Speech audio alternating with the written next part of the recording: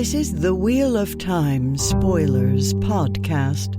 Your hosts are Seth Jacobson and Patrick Hyler. Hi, I'm Seth. And I'm Patrick. We're sitting down to talk about Chapter 52 of The Fires of Heaven today. Choices. And this is a huge chapter. Extremely significant. Oh, I mean hugely important. Yeah. Yeah. Because sometimes our chapters are huge in length, but this one is just hugely important, you know. And our symbol is, of course, Lanfear symbol, the moon and stars. Because, you know. Because this is the last time we see Lanfear for a while. I do have a ton to read in this chapter as a warning. At some point, like because the last sequence where Moiraine is tackling Lanfear is like 5 pages long. And Rand's fighting, and a Moiraine appears out of nowhere, this whole thing.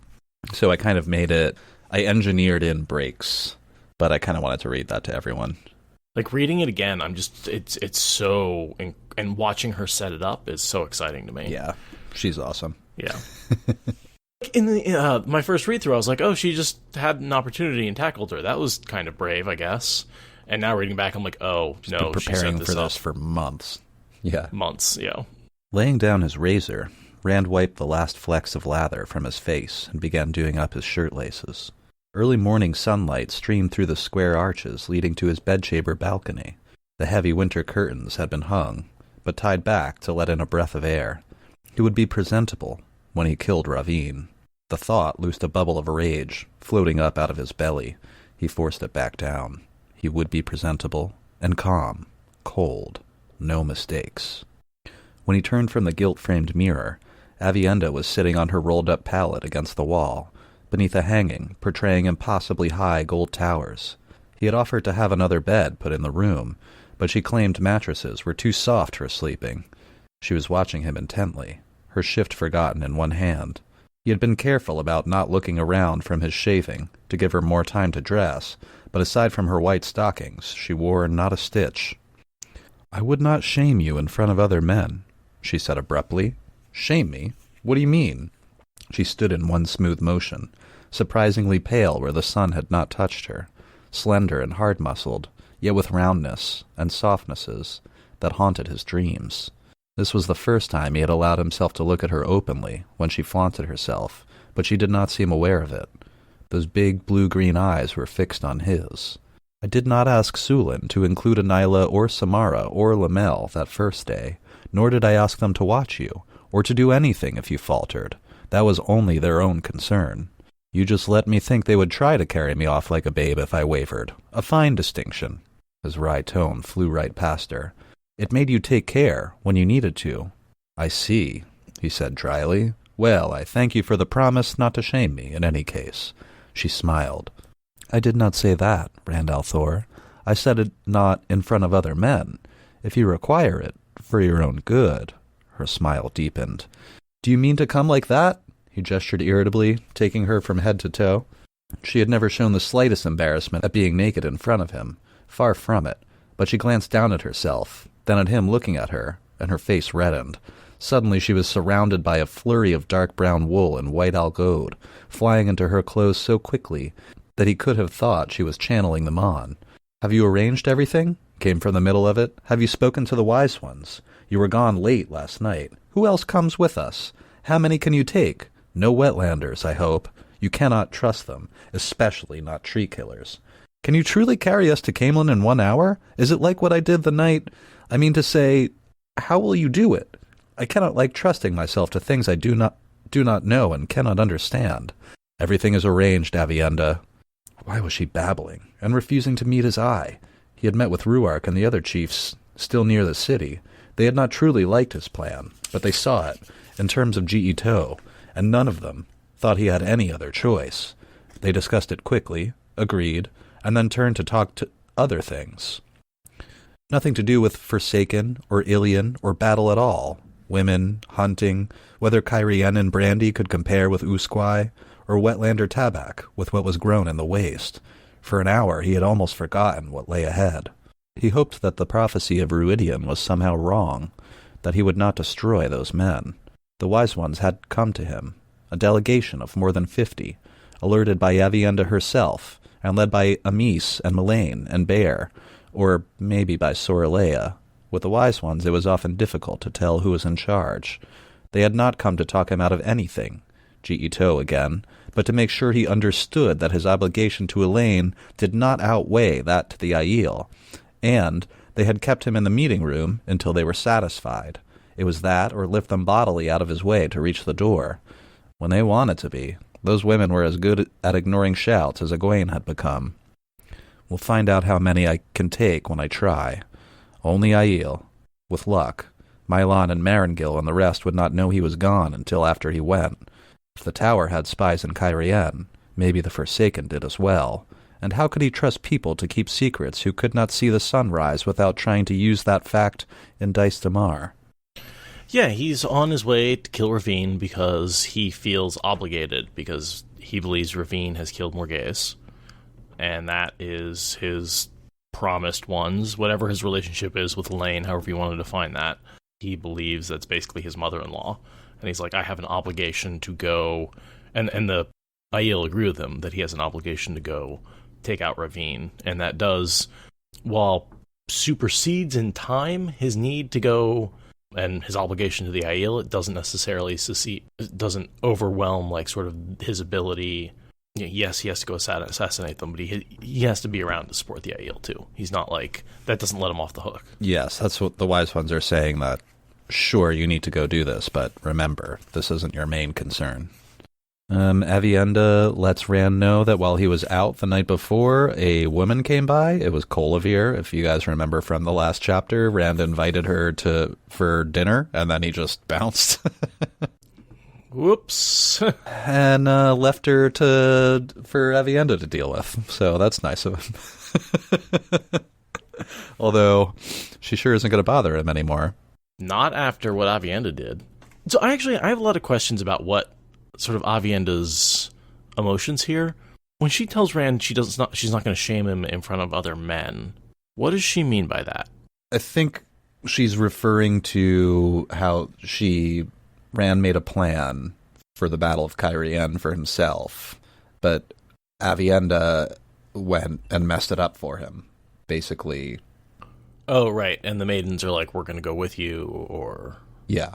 So I guess what she's saying is, I wouldn't undercut you like that in front of the clan chiefs. And then my other question is, why did she get embarrassed about being naked? Where did she go from being totally okay with it, and has been for a long time, to being like, oh, whoop, this is embarrassing? Like, I guess I don't understand what triggered that. I was wondering about that a little bit too, because I think Avienda, because she grew up in a society where nudity is not, like, necessarily sexual, like, getting naked doesn't mean we're going to have sex now. It's just not what that means at all. In her culture, I think that she is walking around not feeling weird about being naked until she realizes that to Rand that's sexual, and he's looking. So if he's looking at her and feeling sexual, then she's now kind of in this sexual situation, right. And that makes it weird. You know what I mean? Even though she's not making it weird, he's making it weird. I think that's what is happening. And just makes her think back to, like, the sex, which she then mentions right afterwards. That, she's talking about gateways, but it sort of tells you where her mind is. Yeah. It's on the igloo sex, even though she asks about the gateway. That's an interesting take on it, Steph, that she's not embarrassed about being naked. It's just that he was ready, and she was not at all. And she was embarrassed that, like, he was ready to go, and she hadn't bothered putting her clothes on yet. And he was, like, waiting on her. And the embarrassment wasn't being naked, it was not being ready. I like that theory. I like that, too. That's something different. I just immediately made it about Rand's attraction to her in my head. Well, and we all see it from Rand's perspective, because, well, I certainly see it from Rand's perspective much more easier than Avienda's. I'd probably do the same thing that he did. Not trust him. Just keep the Aiel. I'm going to work with the Aiel on this and not the Wetlanders, because first of all, what are they going to do for me anyway? I mean, they're not really useful in this situation, and they're also a potential problem, You don't know what you're going to get from these people. Pain. Well, he knows what he's going to get: a pain in the ass, and argument, and that's what I mean. Dissension and power struggle, and what kind of hoops you're going to have to jump through, or whatever ridiculous stuff. At least with the Aiel, he can just say, we're going to this place, we're going to kill this one guy, watch my back. Okay. Done. Well, he has to argue from obligation and be like, listen, I'm obligated to do this. Like, he doesn't just, like, he does justify it to them, and he has to justify it to them. Yes. He can't just be like, we're going to kill somebody. But at the same time, he's like, this is Forsaken, and they're like, yeah, well, clearly Shadowrunner's got to die. Nodding to Devicos, it's an easier sell. But anyway, sparing Avienda beating up Colavir last night, and Rand saying, you can't go around beating ladies. She's like, why not? I loved Avienda's response.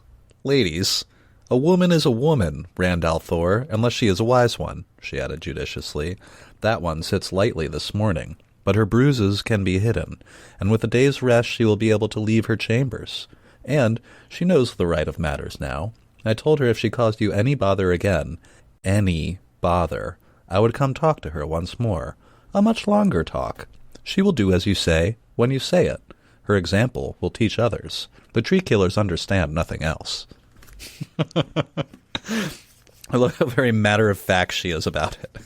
She's like, you can't reason with these animals. You just got to beat it into them. It's like, damn, girl, okay. Well, in a lot of ways, it is kind of counterproductive with Colavir, because Colavir ends up rebelling. I mean, she buys into, it calms her down for a while, but it does, I have to wonder maybe if it hid longer-term problems. It could be. And Rand has the thought, I think, like in the next paragraph, where he's like, yeah, that might have worked, but it might just make them more sly and crafty. Right. And you could argue that that's what led to her scheming with the Aes Sedai to overthrow him when he was, in Dumai's Wells, in the box. Probably. Because she takes over as queen, yeah. So perhaps maybe if he dealt with this a little more straightforward and actually, like, gotten her on her side and not just had her beaten, she would have been less likely to rebel and remain loyal while he was gone. That's all I'm saying, is maybe it wasn't the best way to handle it. Yeah, she was already a problem, so who knows? That's true, yeah. It's funny in any case. Oh, it's very funny, definitely. I'm not arguing that for damn sure. She's so annoying. It's kind of fun to see her get her comeuppance, but just thinking about like where she ends up, I'm like, maybe it didn't really work out for her in the long run. Maybe Rand should have done a little bit more to be a good king in that situation. That's something that I have a feeling will be coming up a lot over the next few books, especially. Rand's not a king. He doesn't know what he's doing. No, yeah, he really doesn't know what he's doing, does he? And I should say, and I have pointed out before, Rand does surprisingly well, considering that he's literally a shepherd. That's what his training is in. He's just a poor boy from a poor country. He's just a poor boy from a poor family. That's what you're going for. Yep. And he's like, next time, let me handle things my way. I'm the Karn, remember? And she turns and looks at him and goes, you got shaving cream on your hair. Rand al'Thor.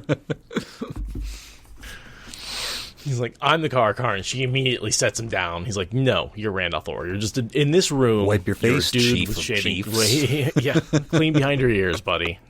Love that little put down right there. It's just one of those things that Jordan, again, I love Jordan in the way he excels at those like 2-sentence stories that he tells within this much larger book, especially with Nynaeve. She's got a lot of really good ones, right? Like just cute little exchanges like that again make me wonder how many times, like, this is just me imagining Robert Jordan like in the bathroom pontificating at Harriet, and she turns to him and goes, honey, you have shaving cream on your hair. I can just see him going, that's in the books. Sure, could very well have been a real thing. And lines like that, I've been thinking a lot lately. Rand is very much the chief of chiefs, and that's it. He's the chief of the chiefs. Everyone else doesn't really, unless you're underneath one of the chiefs. And the wise ones exist apart from the chiefs. They exist independently of the chiefs. They don't see the authority of the chiefs. Asmodean enters shortly after this. I gave you your instructions last night. And I assume his instructions are basically like, stay in the tent, don't do anything. Wait, watch, and do nothing. Yeah. Wait and watch, right. And here, Jason tells, like, I can help. Let me help. Let me come along and help. I can add just a little bit of strength. Might not have nothing.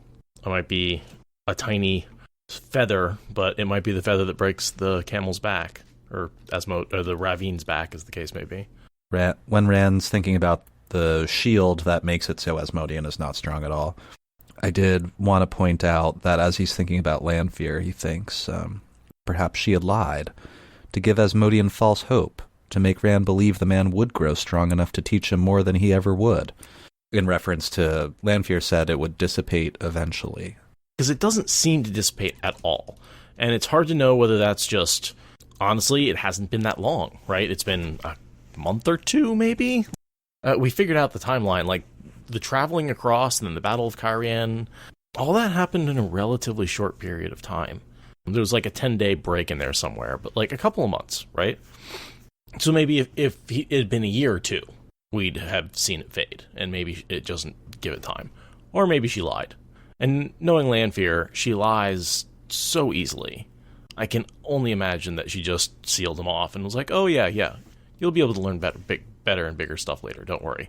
Which is why Rand is thinking perhaps she lied about all that, to give Asmodean false hope and make Rand believe that Asmodean would eventually grow strong enough to teach him really important things. But he never will, so Rand will be left there waiting. And then he thinks... Yeah, Asmodean doesn't last long enough. But I brought all that up because Rand has the thought, the very next sentence from what I just read, it would be like her. He was uncertain whether that was his thought or Lews Theron's, but he was sure it was true.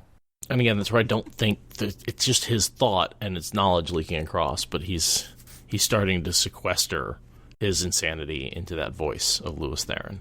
That personality is starting to come out. It's starting to have independent thoughts, independent opinions of Rand and the madman in his head. Right. Which is still Rand being mad, but it's, he's able to sequester that madness into this sort of the other personality, as I call it. In reference to that, I want to bring up one of my favorite Asmodean quotes, Asmodean references here. He says, again, a whisker more weight on your side might shift the balance. And then he goes on to say, you know my choices. I am clinging to that tuft of grass on the cliff's lip, praying for it to hold one more heartbeat. If you fail, I am worse than dead. I must see you win and live. And that was a great quote. I think we used that when John did his trailer with all the different quotes. We had Travis read that one out for Asmodean, and that was used in that one. So no, that's like Asmodean to a T. That is his motivation. He's just desperately hoping not to die. Told that story to Rand to demonstrate his own position, where it's like, Dragon, I understand that you think that I'll turn on you, or you think that there's a risk here, but the fact of the matter is there is no risk, because even if I defected now, what do you think they would do to me? It's like, it would be worse than death. I do wonder if there's something, if he could if he brought Rand back as like a prisoner, maybe. I but like, he doubt just doesn't have. Even then. I feel like the teaching is too much it's a bridge too far, because the Dark One did not want him to know anything about his powers. He wanted him weak and helpless the whole time. Yeah, but I mean, just think of how any of the other Forsaken would behave. None of them would let another of their number live if given the opportunity, basically. They're terrified of Rand, right? The only reason that they've haven't been totally scared out of their minds of him is because he's been this untrained shepherd, and still he's fucking kicked ass. And now that he's trained up, I think they are actually scared, and we're about to see him come after two of the most powerful Forsaken in their homes and take them out. So yeah, it's the training does level them up quite a bit. I can see why they would be scared and why the other Forsaken would be so freaking angry at Asmodean. Just be like, are you kidding us? You just handed our enemy a nuke, even if you're coming back. Oh yeah, but I just think it's over. There would be no discussion about it well before that. But you helped Rand, I don't think is the point. You left. You can't come back. You can't. It doesn't matter, You're out. We're not sharing the Dark One's ear with you. It's not like they're friends or something, Right. That's a good point. They are the opposite of friends. They really, really hate each other. That being said, I can't remember if Asmodean's killing is considered an offense or not. So, in the prologue of Lord of Chaos, the Dark One mentions those who betray him die the final death. And the assumption has always been that was about Asmodean. Because when people ask, like, what happened to Asmodean, it's like, he's died the final death. He's been balefired. And that was the clue. So we depended on that for years until we got a final answer about what happened to Asmodean. Because there was a lot of speculation that maybe, like, when Death took him, does that mean, like, Moradin's name is Death? Did Moradin take him somewhere? Like, that was legitimate speculation for years that Asmodean was still alive. He just got taken away. Then you don't have to forget, like, all these Forsaken were popping back up. Agenor, Osengar and Arengar were popping back up. We had Halima, which is one of those two. We had Ishmael came back as Moradin. We had, all this stuff was happening, and we're like, well, I mean, we didn't see a body with Asmodean, and you know the rule: if you don't see a body, the person's probably not dead. So I think that's part of, like, a lot of the speculation wasn't not only who killed Asmodean, but there's no body. Is Asmodean actually dead? That was a big question at the time. He was probably balefired. Yeah. And then the Dark One says those who betray him die the final death, and that was one of the clues that people clung to be like, no, he's done. He was considered a traitor, and he died the final death. And the Dark One confirmed it. We see that the heat doesn't touch Asmodean. He teaches Rand how to do that. And we've talked about this before, but especially when Suan got stilled, the question is always, is it possible for a non-channeler to learn that trick? All channelers claim non-channelers can do it, but we've never seen an example. It's one of those things where I'd really like to get that's a question I would love to ask, like Harriet or Team Jordan. Can non-channelers learn the trick of non-sweating? I would think so. You think it's like the flame in the void? You said with the exception of people who have been stilled. I mean, I'm not sure. That's the thing. Is like we see one example of Suan sweating after she was stilled, but she was also nervous at the time. So it's not particularly clear. I would think, yes, it's possible. I would think that learning the trick with hot and cold is possible, because it's more about the oneness than it doesn't really have anything to do with channeling. Yeah, Rand offers to teach Min. He believes that you could. It's just my wonder that maybe, like, if you haven't learned to embrace the source, it would be maybe much, much harder if you don't have that mental discipline already in place. That makes sense to me.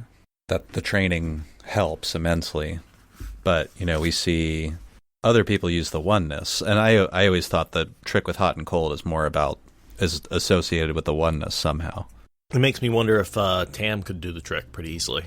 Like, Tam never sweats. Zepluka says, I think only channelers can do it. That may be true. And also, everyone else who knows how to use the oneness, like, what is the point exactly of not sweating? Is that actually helpful in any situation other than, like, keeping your decorum up and looking unreal? Is it useful for any reason other than that? Not having swamp ass, like... If you could not sweat in a desert under the beating sun, is that a good idea? You know what I mean? That's what I'm getting at, Texas Blade. Technically, in theory, not sweating in these environments should kill you. That's why I'm thinking it must be linked to power, because otherwise the power, And he says you can ignore cold and heat that would kill somebody else or incapacitate them. And it's like, something has to be going on there. It can't just be a mental trick, but maybe it is. Could be, and could be associated with the oneness, which also gives you an uncanny ability to do things you shouldn't be able to do, even though it has nothing to do with the power. That's a good question, guys. Kirsten seems to think that at some point it's mentioned that you shouldn't do that for too long, though. And that would make sense to me, like, looking like you're not sweating and you're completely in control of everything is great in certain circumstances, but the rest of the time, you should probably sweat, because you do that to not die again. This is definitely a thing to look out for. We were talking about Asmodean wanting to come. Rand says yes, mainly because it feels that it's better that Asmodean is close to him. I think he's actually starting to trust Asmodean a little bit here. Yeah. Whether or not he should be, I think he is. Asmodean's argument is really good. I totally acknowledge if I were Rand, I think I would have a hard time accepting it, no matter how good it is, but it is a good argument. That he's desperate? he's completely desperate. He has 0 options, none. Or he has 1 option, which is to stay loyal to Rand and hope Rand wins this thing so that Asmodean won't worse than death, whatever that is. And Asmodean just has no choice. He can't go back. So if he did turn on Rand, then he would die a horrible death after an eternity of torture, I guess.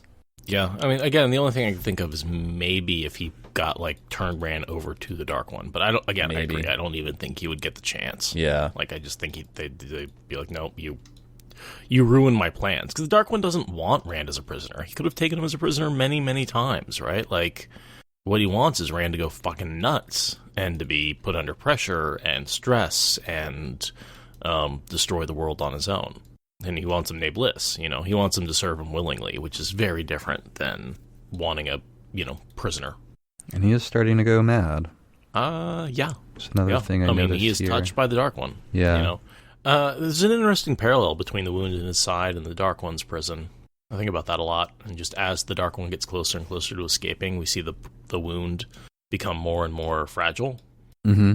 His mind, too, but that could be for other reasons. But I thought it would be interesting if the seals on the Dark One prison were actually also the seals on Rand's wound. Body. And, on his body. Just how they were related as he becomes more and more in tune with the land. He's only got 5 marks in the end, right? Twice and twice, and the staff wound. The stab wound and the staff wound. That makes 6 marks. If there was a 7th, we could draw some parallel, but I don't know what the 7th would be unless it's getting his hand blown off. Yeah, I think that works. Yeah. I was thinking about it. He picks up his sword. That's the layman's sword, right? Yeah. That Aviendha gave to him? Yeah. And then he's got the little fat man on Grial, which is sort of his weapon, as you would say, his little, as opposed to going and getting a nuke, it's his little gun. It's his little pop shot. It's the thing that helps him fight battles as opposed to take out cities or gods. That was the only sword he needed today. I'm reading from the text. Rand is thinking of the little sword that the little man holds. That's the only sword that he was going to need today.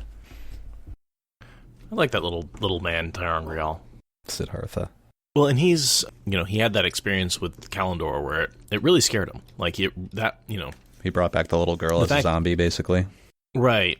And we know that's a lot of that has to do with the fact that it's an unbuffered Tyron Grial, and it makes you go a little crazy if you don't use it in a circle. Mm-hmm.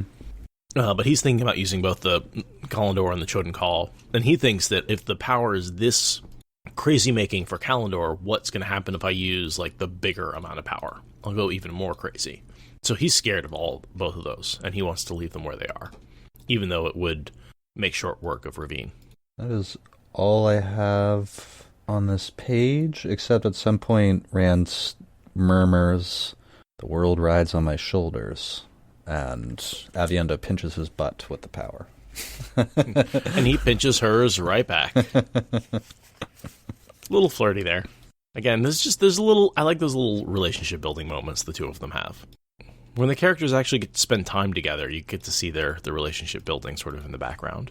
And then the other interesting thing you notice is as he comes out, there's no maidens guarding his door. I think Matt wanders in and Rand looks out or something like that. Oh, he pulls open the door and Matt's standing there. But none of his guards are there. And Matt's explaining about Melindra tried to kill him last night, and he killed her first, and he feels awful. Do you know why none of the maidens are there? Because he left last night, right? No, it's actually, we find out in the next chapter, and this is when Sulin shows up and does her whole breaking the spears over her knee thing. He assigned all the warriors for the battle to go fight Ravine, and he excluded all of the maiden societies of the maidens. There's warriors from every other society going into this battle other than the maidens. And so basically Sulin is like, you have neutered us. You've basically taken us out of the battle. You're taking our purpose away from us. If you're going to take our spears away from us, we might as well be dead. And she does the whole breaking the spears over her knee thing and basically challenges him to, either use their help or kill them. I'm nodding. And that's why they're not here. Because they are pissed. Because they looked at the battle plans and were like, what the fuck? You cannot take us out of this fight. Take me off the bench, coach. Like, you cannot bench the maidens in this fight. You just can't. And of course, like, plot-wise, I think it's designed to be particularly bad timing when he really, really needed their help. This other thing happened that's preventing him from having the help. Yeah, well, he has to operate within their systems. I don't have too much for Matt other than that he agrees to go to Camelin with Rand, and he's happy because I'm tired of them sneaking up on me. I want to sneak up on one of them for a change. Rand did not ask him what he meant.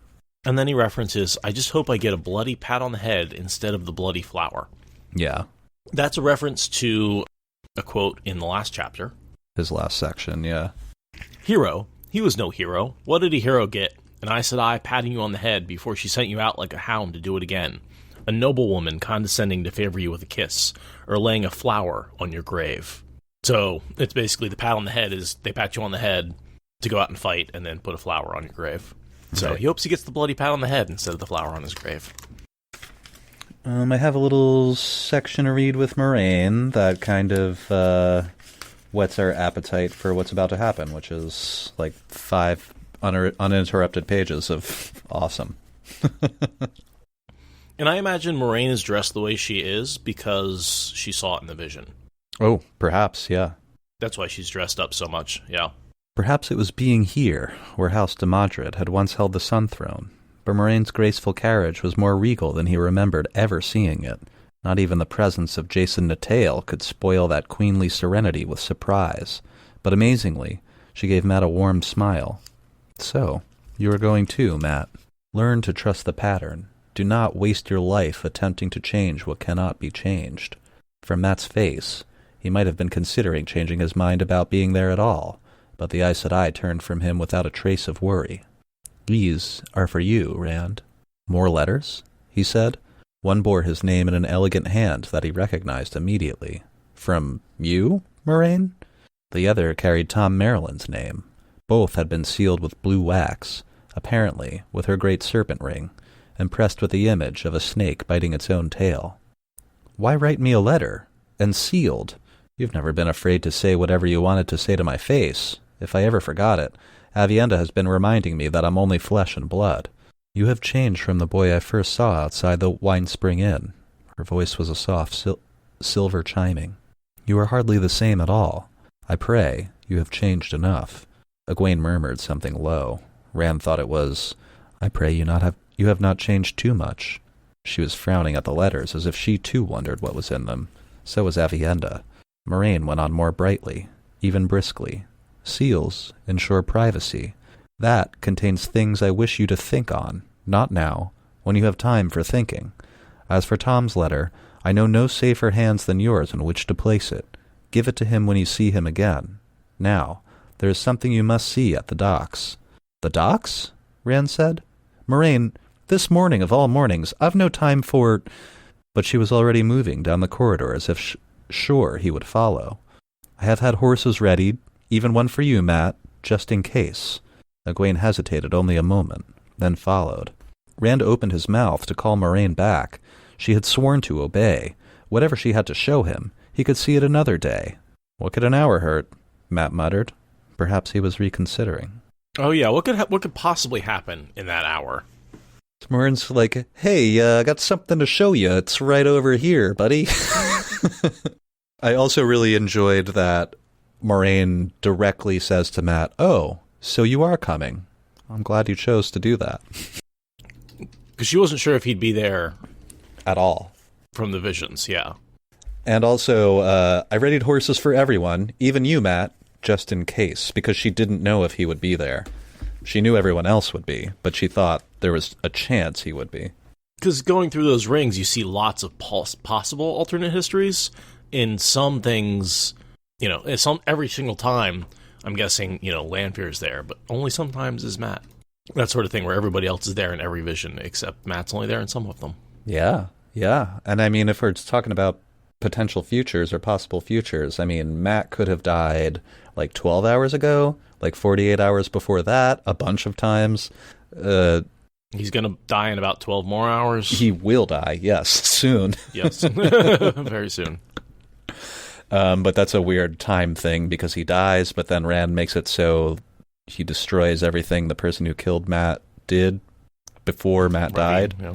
Matt undies. Yeah. Technically, he's dead. Technically, he's dead for a second. And I say that because the Horn of Valir said that. So, I'm going. I mean, I think he's dead the entire time between when he dies and when Rand kills Ravine. And that's a couple of minutes. Like, Matt is not in this world that whole time. Yeah. You know, when Rand balefied Ravine, all the things that Ravine did were undone, so Matt suddenly becomes alive. But that doesn't mean he was alive in the meantime. He was most definitely not alive in the meantime. As neither were Avienda, neither was Asmodean. Like, they were both pretty much smoking holes, as are a bunch of maidens. Like, the whole battle turns because he resurrects a whole freaking battle battalion of people that Ravine takes out. Yeah, it's just confusing to think about because Matt dies, but then the actions that killed him are erased, and so he's alive, but he still wasn't there for minutes. So it's kind of like, well, did he die? If what killed him never happened? You know? Right, but then also there's like the whole consequence of him being dead. Well, that led to a bunch of battles being lost. All those warriors being dead meant battles were being lost, and that was then undone. So a bunch of people who were killed because they didn't have allies were suddenly alive again. Like, the whole thing is just like a cascading. It's why Balefire is so freaking weird, is because the consequences don't match. The laws aren't consistent. Balefire might bring Matt, Avienda, and everybody back, but it may not have. Like, I definitely remember reading quotes being like, you can't do that every time. You can't just assume you can Balefire somebody who kills your friend and assume they'll come back. Like, that won't necessarily happen. Other things could have been undone. Like, the consequences aren't predictable. Yeah. I try to get more into it, but it's not even worth it. You could chase your tail in a circle for a long time trying to to hash out all the possibilities when you start making actions that erase actions and then erasing those actions for certain periods of time, and then what could have happened in the meantime if those actions had never happened. It gets complicated fast. I mean, when we live in a world where causality doesn't have effect, like, physics breaks down badly. Like, it's so much of everything we do is, based on, like, hey, you can't go back in time and change shit, because if you could, nothing works anymore. Like, it's an insane little experiment, and obviously could only be pulled off in the fantasy world. But at the same time, I don't know, I love it. I love the whole speculation, the time travel aspects of it without actually being able to travel through time. You can affect things in the past, but you can't necessarily, like, go back and make changes willy-nilly. Me too. The fact that time is a wheel anyway, so there is no past and no future, that also kind of breaks the whole causality thing, right? Because the future can affect the past, right? I think even Herod Fell makes that argument where he's like, he does that thing where he's got the pipe and he says, here, the prison's broken and the Dark One's opened up. Here, it's sealed. So somewhere in between, someone has to seal it and make it like it's new. And so in that way, like, the fact that it was sealed can affect the future. And that's where prophecy I feel like in the pattern comes from, is this sort of, like, you're not necessarily seeing the future, you're seeing the past in a different turning. I see how you could say that, yeah. All the whole reading of the wheel and all that kind of stuff isn't necessarily, like, predicting the future. It's more seeing the distant past and the echoes of a different turning of the wheel. If the wheel's turned an infinite number of times, then this could have happened before. Exactly. It's not so much predicting the future as it is reading the past. And that's, Doomseer. She sees sort of the patterns of the pattern. Min does. We have a short Kadir section here, which sets us up some Lanfear motivation. The sun was not yet high enough to lift the city wall's long shadow from the stone quay from where Kadir's wagons were lined up, but he still mopped his face with a large handkerchief. It was only partly the heat that made him sweat. Great gray curtain walls stretching into the river at either end of the row of docks made the quay seem a dim box, with him caught in it. There were nothing but broad, round-bowed grain barges docked here, and the same anchored in the river, waiting their turn to unload. He had considered slipping onto one when it cast off, but it meant abandoning most of what he still possessed. Yet he had thought the slow passage downriver would take him anywhere except to his death. He would have. Lanfear had not returned to his dreams, but he had the burns on his chest to remind him of her commands. Just the thought of disobeying one of the chosen made him shiver, even with the sweat rolling down his face.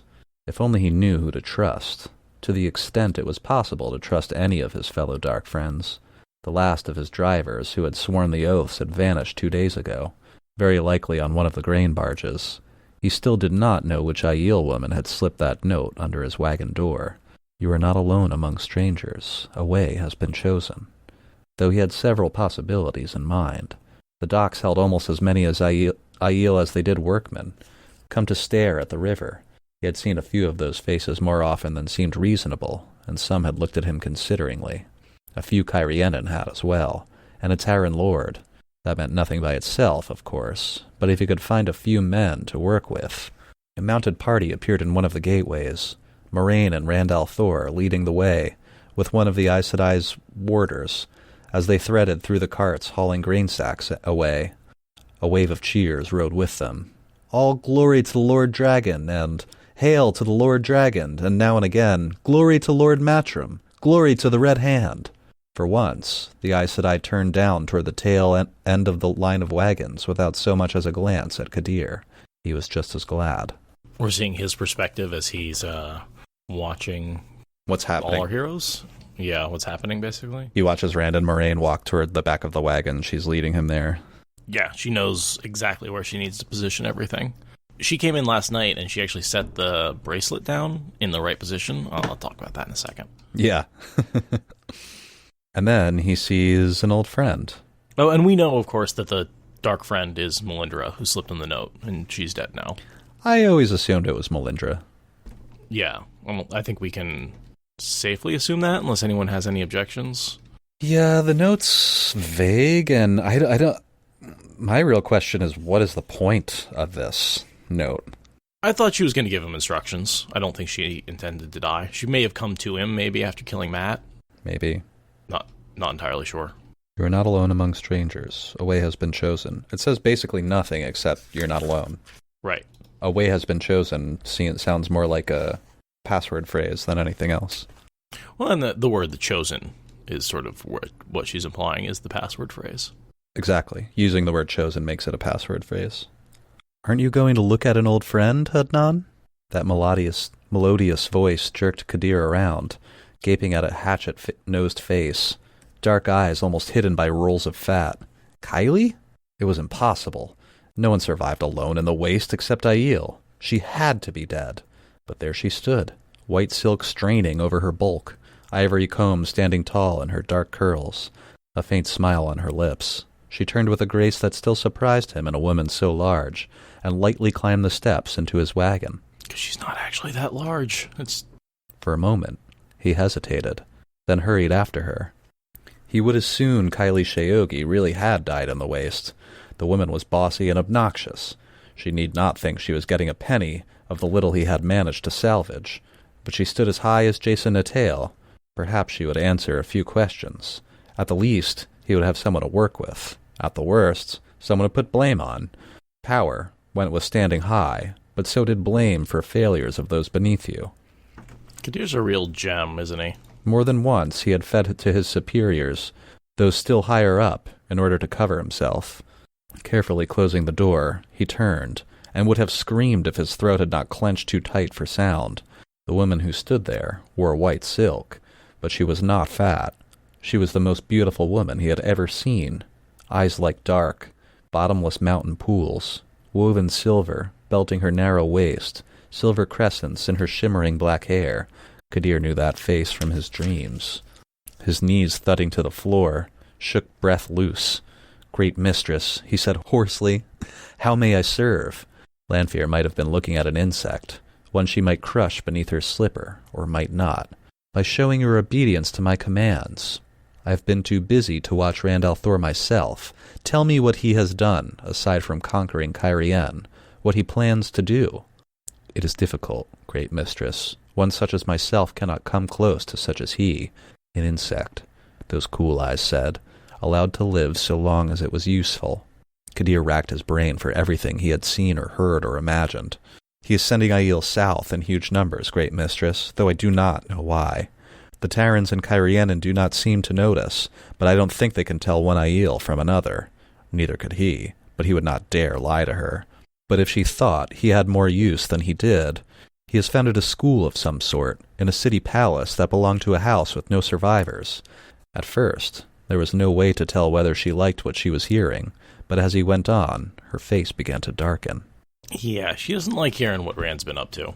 Bad stuff. Where do you think she's been all this time? And she says, hey, I've been busy, too busy to keep track of Rand al'Thor. Because usually she's pretty much right up on it, right? Setting up Rand's trap, I assume. Yeah, you think working with Samael? Yeah. Yeah. Ravine and Graendal? Yes, those four, I think. Because they've been trying to bait him for a while, and he's talked about how there's been all these sort of attempts to bait him. And as we know from the beginning, that was their intention, was to get him sucked in and convince him to attack Samael and set up a trap. So I assume she's been sort of just like either hang out with Samael, like in a bond with him, or hard to really be sure exactly what she's doing to make the trap happen, but just all the scheming and everything would be my assumption. Yeah, I mean, the whole thing was her plan from the beginning. Lanfear's confrontation with Aviendha standing there is like immediate, and then it's, I mean, the whole thing, the whole 5 or 6 pages takes place over like 30 seconds, maybe. Yeah, it's so fast. Heartbeats, as he says repeatedly. Yeah. Just heartbeats. Which, I love this stuff. So basically it's triggered when, because we saw it earlier when Kadir was observing, I think the important part of that observation was to be like, oh yeah, I'm checking out Aviendha and Rand, and they look like they're sleeping together. He's sleeping with that cute redhead every night. Yeah, exactly. What? So he's like, which one? Her or him? Because I think they're both cute redheads, right?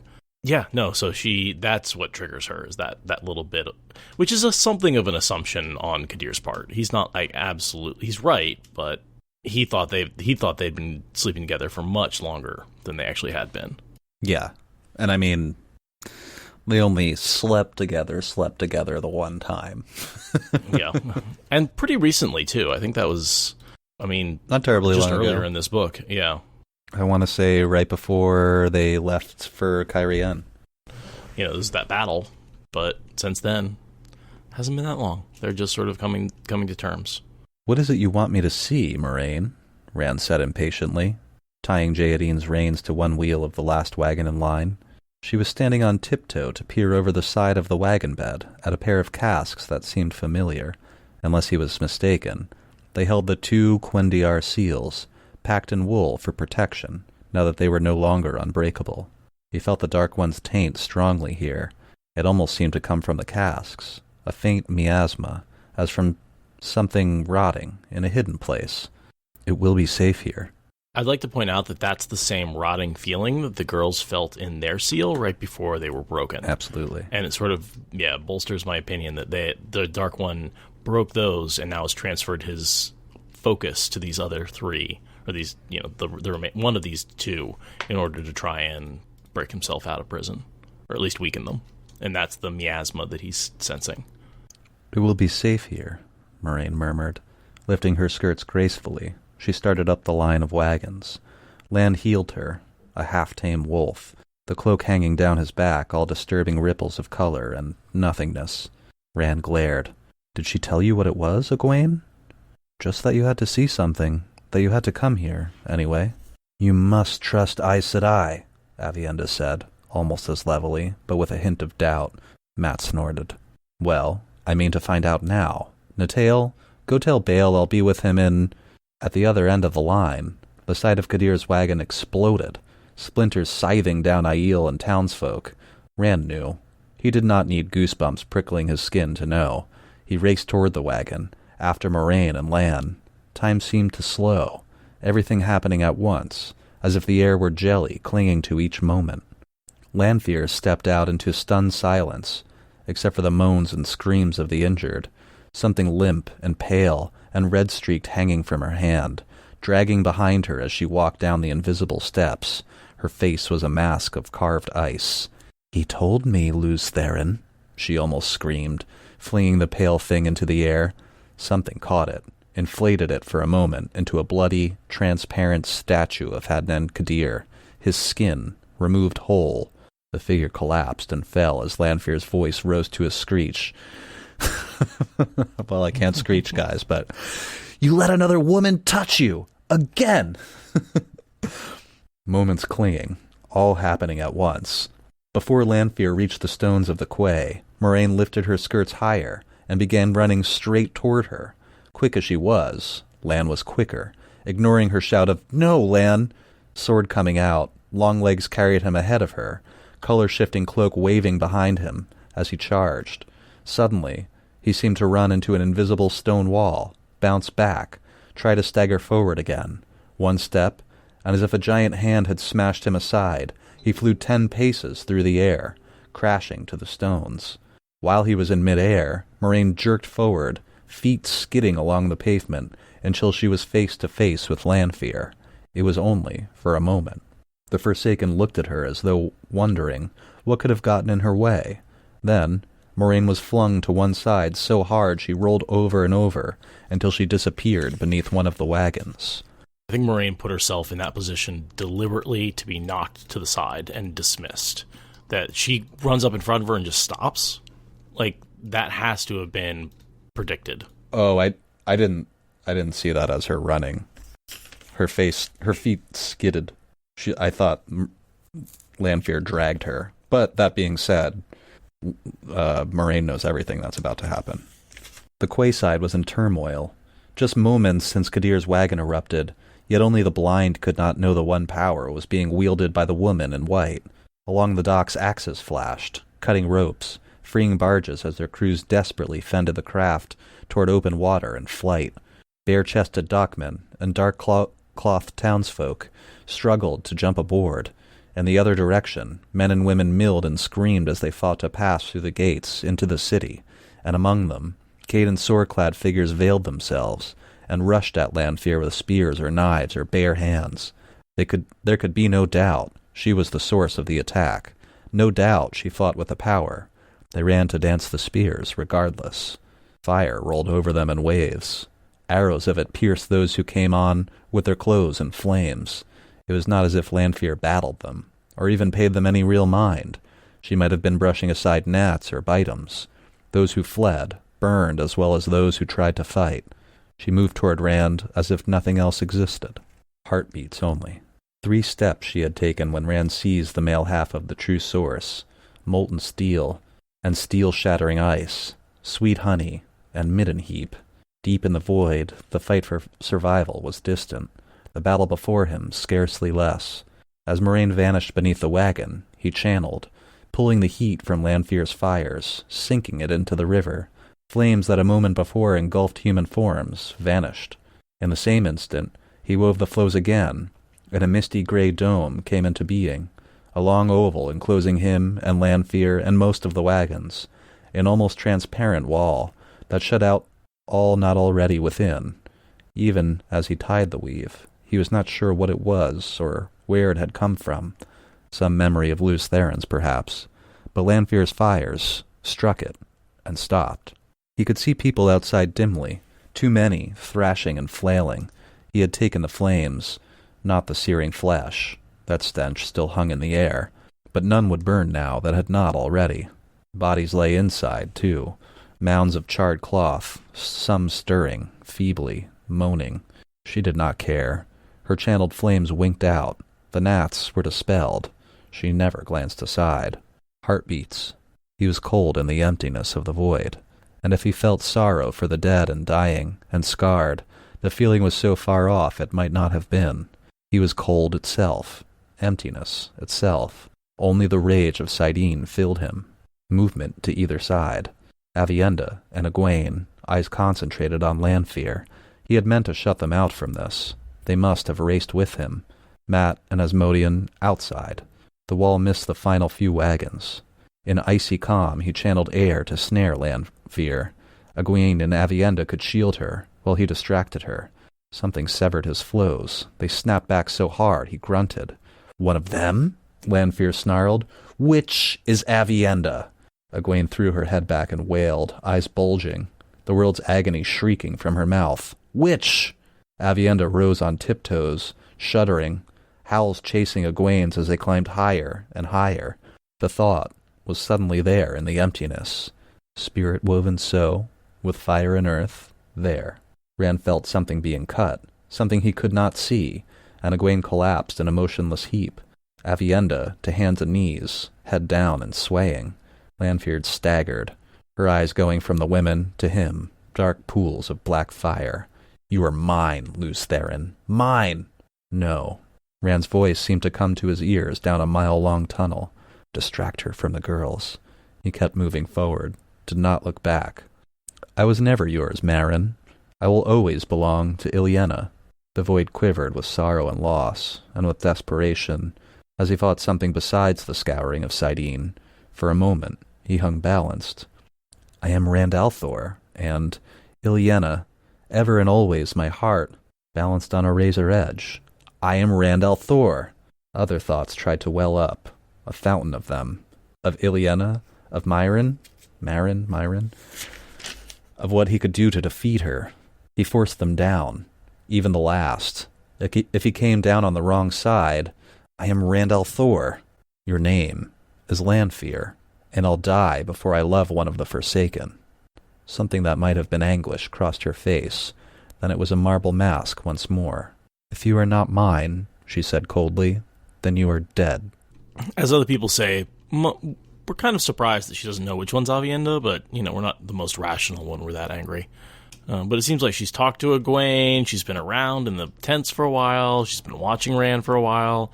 She either has total disregard for other people, or, which I guess, yeah, she just has total disregard for other people, or it's a plot hole. I had a similar thought. She may not know, though. She would know Egwene by sight. I'll say that. That Rand hangs around her, that Rand may or may not be into her, but whether or not she knows either of their names is hard to say. That's fair, I guess. Maybe. Still kind of skeptical. Yeah. But, yeah, just the arrogance is the only thing. That she doesn't really care until someone sleeps with Rand, and then it pisses her off. I mean, there's just a lot of Rand letting the memories from his life take over. He's using the weaves that are just there in the void suddenly. He's talking to Lanfear as though he has the memories, as though he was alive in that time. Yeah, he does that sometimes. And I think if he wasn't going insane, we would see that he would integrate those memories into just Rand al'Thor and be like, whoa, I can't believe I have those memories now. That's weird. But like we see in after Veins of Gold. But because he's going insane, all this other shit's going down. I always saw Veins of Gold as when Rand just accepts it all. Like, this is useful. And I mean, he also heals himself. There's all that. Or, in a way, heals himself. Know thyself. I'll pick back up here. If you are not mine, she said coldly, then you are dead. Agony in his chest, as if his heart was about to explode. In his head, white-hot nails driving into his brain. Pain so strong that inside the void he wanted to scream. Death was there, and he knew it. Frantically, even in the void, frantic, emptiness shimmered, dwindled. He wove spirit and fire and earth, flailing it wildly. His heart was no longer beating. Fingers of dark pain crushing the void. Gray veil falling over his eyes. He felt his weave slice raggedly through hers. The burn of breath in empty lungs. Lurch of heart beginning to pump again. He could see again. Silver and black flecks floated between him and a stone-faced Lanfear still catching her balance from the rebound of her flows. The pain was there, in head and chest, like wounds, but the void firmed, and bodily pain was remote. Well that it was distant, for he had no time to recover. Forcing himself to move forward, he struck at her with air, a club to knock her senseless. She slashed the weave, and he struck, again, each time that she sliced through his last weave, a furious rain of blows she somehow saw and countered, always moving closer. If he could keep her occupied for a moment more, if one of those invisible cudgels landed on her head, if he could get close enough to strike her with his fist, unconscious, she would be as helpless as anyone else. Suddenly, she seemed to realize what he was doing. Still blocking his blows as easily as if she could see every one, she danced backwards until her shoulders hit the wagon behind her, and she smiled, like Winter's heart. "You will die slowly, and beg me to let you love me before you die," she said. It was not at him directly that she struck this time. It was at his link to Sidene. Pain rang the void like a gong at the first knife-sharp touch, the power diminishing as it slid deeper deeper between him and the source. With spirit and fire and earth, he cut at the knife blade. He knew where to find it. He knew where his link was, could feel that first nick. Her attempted shield vanished, reappeared, returned as fast as he could cut it, but always with that momentary ebbing of Sidene, moments when it almost failed, leaving his counterstroke barely enough to foil her attack. Handling 2 weaves at once should have been easy. He could handle 10 or more, but not when one was a desperate defense against something he could not know was there until it was almost too late. Not when another man's thoughts kept trying to surface inside the void, trying to tell him how to defeat her. If he listened, it might be Lanfear and Telamon who walked away, with Rand al'Thor a voice sometimes floating in his head, if that. Moiraine sees that as a possible future. If she doesn't take out Lanfear, Rand's either going to die or he's going to become Lewis Theron. He's going to go crazy and let that insane voice in his head take over. And Lanfear will be his lover forever. You think that Rand would go insane here? Because, yes, absolutely. Moiraine, remember in her letter that she writes, and we read that in the next chapter, she says there's only 3 things that could have happened once we went down to the docks. Either I took out Lanfear, which is what happened, or she kills you, or the next time I see you, she's your lover and you go by Lewis Theron Telamon, and you just think you are Lewis Theron Telamon, which to me means he goes insane. So those are the only 3 possible outcomes here. Oh, I didn't know that you go by Lewis Theron Telamon part. That's interesting. Mm-hmm. Yep, that's in her letter. In the next chapter. So he's either dead, insane, or Moiraine has to sacrifice herself. Those are the only options. Which makes a lot of sense as to why she chose to make the sacrifice that she made, because she really believes that if she didn't do that, it's either insane Rand, Darth Rand, as with Lanfear as his lover. Right. Rand dead, and then, of course, that doesn't go so well for the world either. Not sure which is worse, though. That's a good question.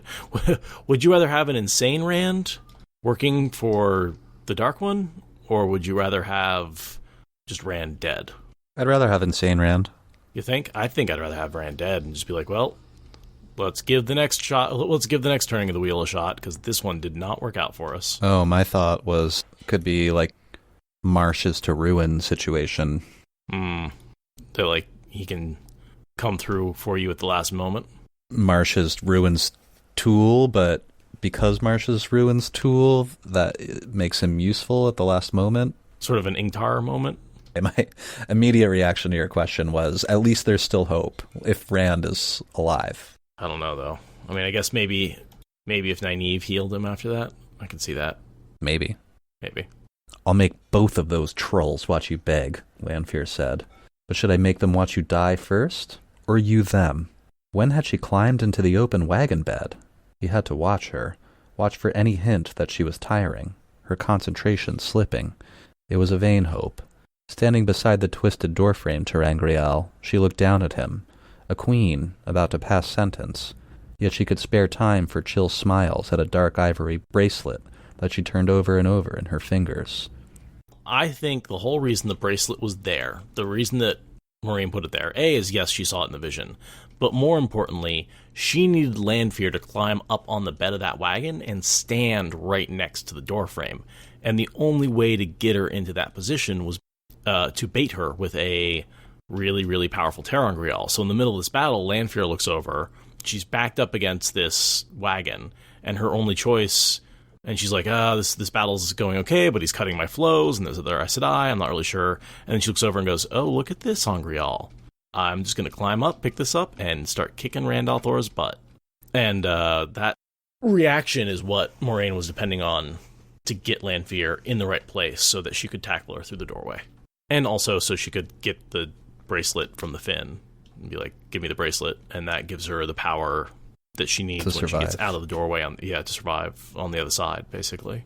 And of course the Finn are more than happy to give it to her, because they're like, yeah, sure, we'll suck more power out of you, that's fine with us. Yeah.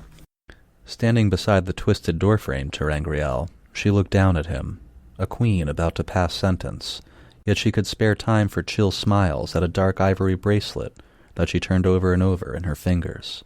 Which will hurt you most, Lews Therin? I want you to hurt.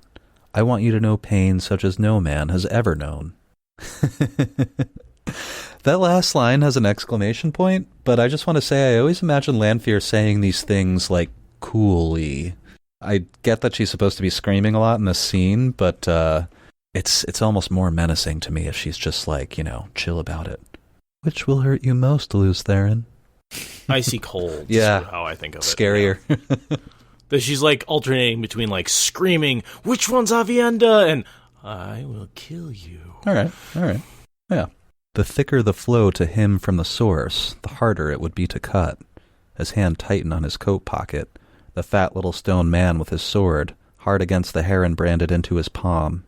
He drew on Saidin, as deeply as he could, till the taint floated in the emptiness with him like misting rain. Pain, Lews Therin. And there was pain. The world swallowed in agony. No heart or head this time, but everywhere, every part of him, hot needles stabbing into the void. He almost thought he could hear a quenching hiss at each thrust, and each came deeper than the last. Her attempts to shield him did not slow. They came faster, stronger. He could not believe she was so strong. Clinging to the void, to searing, freezing Saidin, he defended himself wildly. He could end it. Finish her. He could call down lightning, or wrap her in the fire she herself had used to kill. Images darted through the pain. A woman in a dark merchant's dress, toppling from her horse. The fire-red sword light in his hands. She had come to kill him. With a fistful of other dark friends. Matt's bleak eyes. I killed her. A golden-haired woman, lying in a ruined hallway where, it seemed, the very walls had melted and flowed. Ilyena, forgive me. It was a despairing cry. He could end it, only he could not. He was going to die. Perhaps the world would die, but he could not make himself kill another woman. Somehow, it seemed the richest joke the world had ever seen. And I just like to point out the reason she's so powerful is that she's got this ter'angreal. He's like, how I'm drawing all this power, I'm drawing as much as I possibly can, I'm drawing it through an angreal, like, what the hell? Like, this doesn't make any sense. She shouldn't be able to keep up with me. And it's entirely because she has this really super powerful angreal that Moiraine left there for her. Sort of a little bit of a concept. It's like, I saw you losing this battle because I gave Lanfear a really powerful angreal. It also kind of made me wonder if, because Lanfear had the powerful angreal, she stopped worrying so much, or is so intoxicated by the power, the amount of power that she's wielding, like enough to bruise and batter fully functioning Rand al'Thor, which is really something. Nobody's stronger than Rand, and Rand is holding a ter'angreal too. An angreal, I should say. No, that's pretty incredible. She's definitely pulling in more power. We know it's distracting. There's a lot of ecstasy that goes along with that, plus the fact that she's just like totally 100% focused on Rand. And she's underestimating her surroundings. She believes that she's totally just laid waste to anything that could possibly happen, and forgot about the 5-foot-tall mousy woman that she blew underneath a wagon. It wasn't that long ago, like I said when this started. The whole thing's only 30 seconds, but I can see why you wouldn't expect, you don't expect to get speared by the smallest person in the room. That's not what you think is going to happen when you pick a fight, Yeah, you worry about Lan taking you out, not Moiraine taking you out physically. You're like, no. Wiping the blood from her mouth, Moiraine crawled out from beneath the tail of the wagon and rose unsteadily to her feet, the sound of a man's laughter in her ears. In spite of herself, her eyes darted, searching for Lan, found him lying almost against the foggy gray wall of the dome that stretched overhead. He twitched, perhaps trying to find strength to rise, perhaps dying. She forced him out of her mind. He had saved her life so many times that, by rights, it should have belonged to him. But she had long since done what she could to see that he survived his lone war with the Shadow. Now, he must live or die without her. It was Rand laughing, on his knees, on the stones of the quay, laughing with tears streaming down a face twisted like a man being put to the question. Moiraine felt a chill. If the madness had him, it was beyond her. She could only do, what she must do. The sight of Lanfear hit her like a blow. Not surprise, but the shock of seeing what had been in her dreams so often since Ruidian. Lanfear standing on the wagon bed, blazing bright as the sun with Saidar, framed by the twisted redstone ter'angreal as she stared down at Rand, a pitiless smile on her lips. She was turning a bracelet in her hands, an angreal. Unless Rand had his own angreal, she should be able to crush him with that. Either he did, or Lanfear was toying with him. It did not matter. Moiraine did not like that circle of carved, age-dark ivory.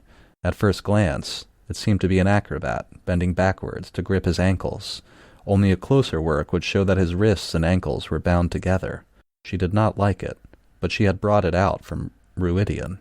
Yesterday, she had taken the bracelet from a sack of odds and ends, and left it lying there at the foot of the doorframe. Moiraine was a slight, small woman. Her weight did not disturb the wagon. As she pulled herself up, she winced as her dress caught on a splinter and tore, but Lanfear did not look around. The woman had dealt with every threat, except Rand.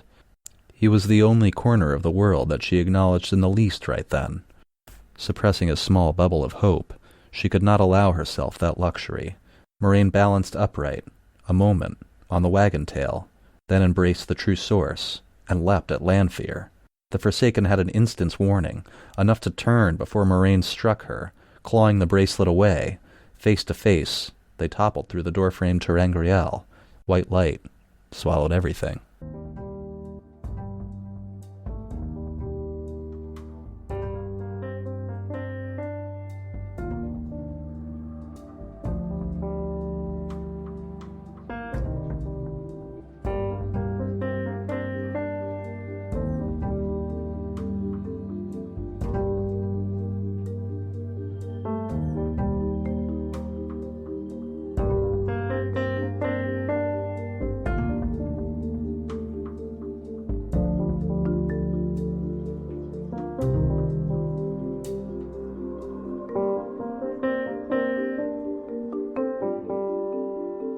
And we say goodbye to Moiraine. Could you leave that, dramatic 3-second pause at the end of the read when nobody said anything? Okay. God, yeah, I don't even know what we should say after that. I don't think we should say anything. You just leave, a 10-second pause, and then it'll just cut to music. Can I tell you guys, I listen to tons and tons of podcasts, but a couple of bigger, podcast umbrellas, like BBC, Radiotopia, oh god damn it, what's it? NPR. Use... Oh, that little one. Yeah, no big deal, just NPR. Use Blue Dot Sessions as well, which have, thousands and thousands upon thousands of tracks free online, which Seth just found ours tooling around one day, just listening to tons of them, and I really liked it. But I have heard this, our theme song play, in the middle of an NPR podcast. And it's an immediate trigger. Dun, dun, and I'm like, what? Did I hit next on my feed? What? Yeah. Oh, no. No. Yeah, no. Even when I'm editing, I still have the same reaction when I'm playing it. I'll throw it in there and be like, that's good. I'm so glad you found that, man. I got lucky with that one. Yeah, I did a lot. I listened to a lot of stuff, and I think I picked that out. I don't know. I feel like I picked that out pretty early in the process, before we had even done a lot of editing or recording. I mean, because I knew theme music was something you needed, So I'd gone to the free music archive, and I sorted by, I forget, I did some sort, and I looked at the top song, and it was that one. And I spent another 2 hours listening to music, and I came back to that one every time. I was nope, this is what I'm sticking with. Is this? I didn't, because you never want to use the top result, but I think it was worth it because it does get used other places. It does, like you said, it does. Oh, sure. up here. I've It's heard not it in that a couple common, of the podcasts. but I've noticed it a few times over the years. Yeah. Thank you for listening to the Wheel of Time Spoilers podcast. Rate us in the Apple Podcast app or support us on Patreon. Is that good enough?